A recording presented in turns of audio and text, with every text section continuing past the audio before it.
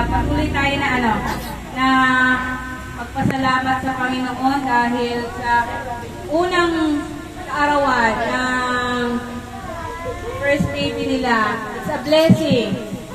Blessing sa kanila dahil 22 years bago sila na bigyan.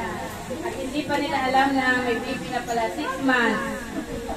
Pa nila nalaman na may baby na pala, andyan na pala. Sobrang bait niya. Dahil 6 months, hindi siya nagpasaway, hindi siya nagparamdam, hindi siya nagpa-apekto sa nanay. Nalaman na lang niya nung nagpa-check up na. Sige, gifted nga ni Iday na, Ate Lisa, bakit ang laki ng tiyan mo? Pa-check up ka. O, nun lang yan na lang kasi regular kasi siya.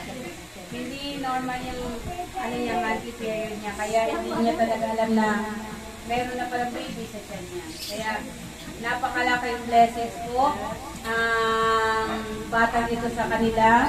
Kaya tunay nga na blessing si Baby Amy. Yes!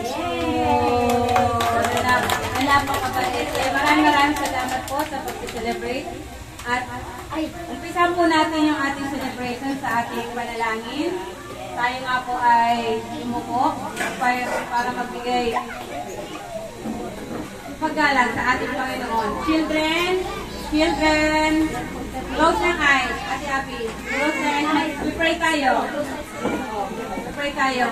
Ama namin sa langit, sa pangalan ni Jesus, na aming Panginoon tagapagligtas, at sa patnubay ng Banal na Espiritu Santo, kami nga po, Ama, ay napapasalamat sa araw na ito, Lord, na ibigay niyo sa amin para i-celebrate yung unang kaarawan, Lord God, ni Baby Amy. Sa blessings, O God, na binigay niyo sa amin. Kaya, Panginoon, kaya maraming salamat, Lord God.